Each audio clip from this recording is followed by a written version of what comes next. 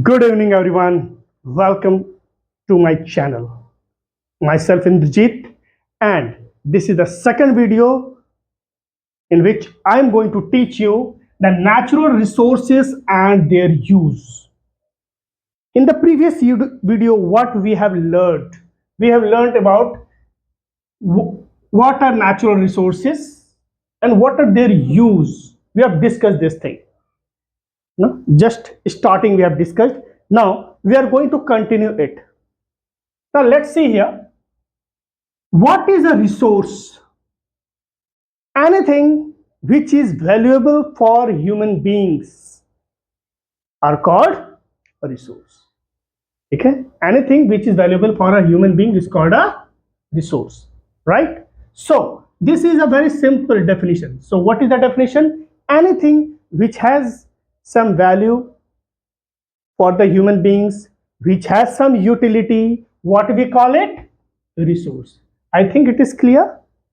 है ना? Okay. And everything in this world has some utility.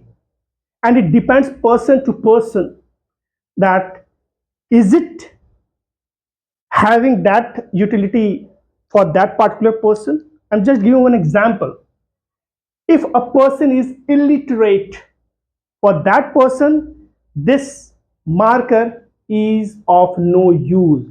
But for a person who is literate, he can use this marker to teach to write.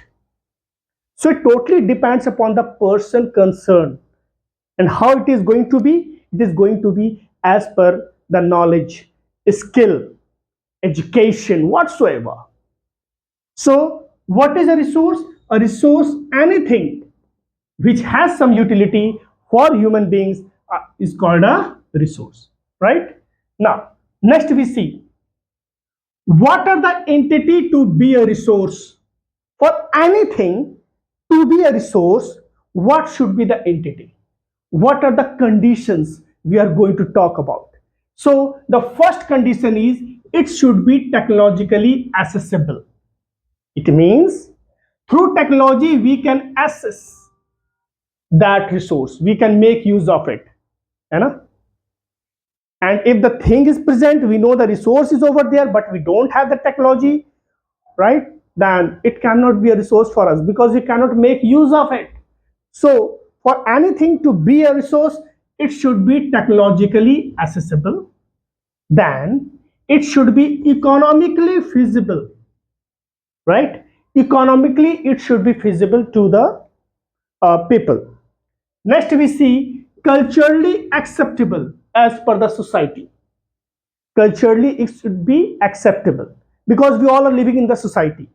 And anything which harms the society, it cannot be called as a resource. Mind it. We are not supposed to use it. So, what are the conditions to be a resource? First, it should be technologically accessible, then economically feasible, and culturally acceptable. These are the three things. Now, next we see when we talk about the natural resource, the indigenous people, the real inhabitants of this land, they were living in the forest. They were the tribals. There was a time when there was everywhere there was forest, right?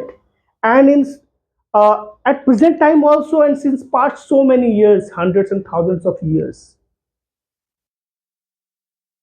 this nature is sacred for all of us. Nature is sacred, है ना? So it is sacred for everyone, pavitra, and we give value as our gods and goddesses. These are, see, natural things are free goods of nature: sunlight, water, air, and all these are essential for human beings or plants or animals, anything to survive, right? And there are so many festivals we have, right, in which we puja, we respect them, we do puja and all that in festivals also.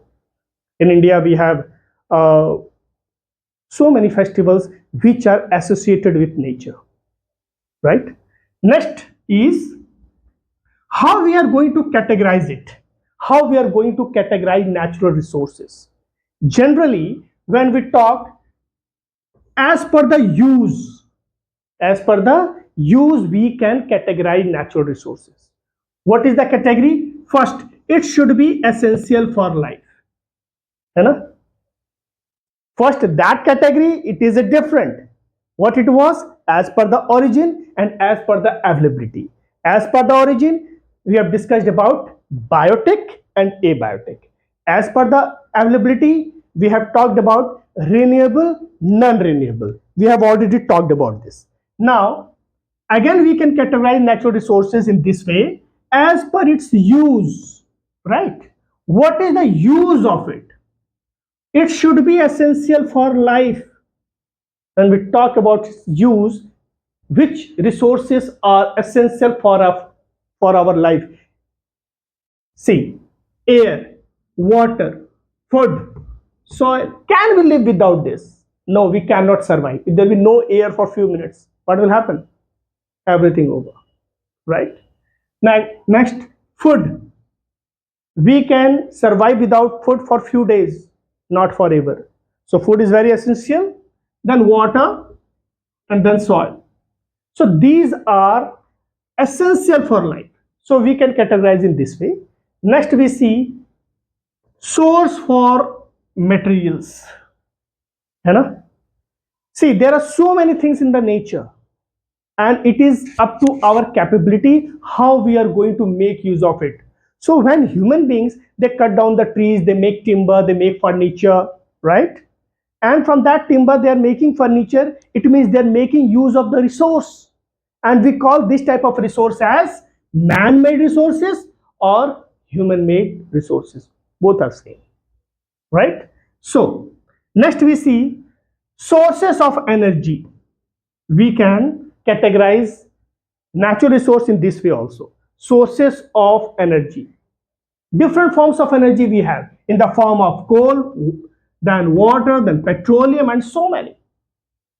These are the different forms of energy, right? Okay. So when we talk about the use, how we can categorize natural resources as per the use? First one is it should be essential for life. Then it should be a source for materials and sources of energy. So these are the main points. These are the three ways in which we can categorize natural resource as per their use. Next we see renewable and non-renewable resources. We have already discussed what are renewable resources and what are non-renewable resources. Renew means renew the resources which can be renewed again and again, right? They are called renewable resources. It may be water, sunlight, that is the solar energy, so air. These are those resources which can be renewed again and again. And one more important thing, and non-renewable, as you all know, those things which cannot be renewed again and again. Once used, it's over.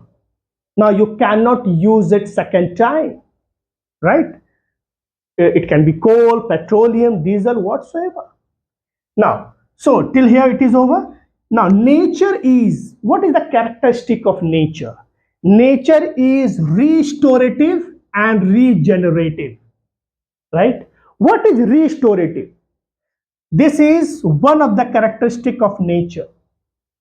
Restore, it means to come back to the original healthy state. We call it restorative. And what is regenerative?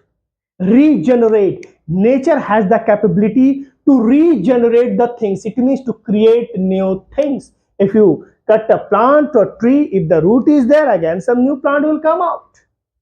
So this is the two most important characteristics of nature, that nature is restorative and nature is regenerative. Is that clear? So hope everything is clear. We will meet again in the next video. Till then, thank you very much.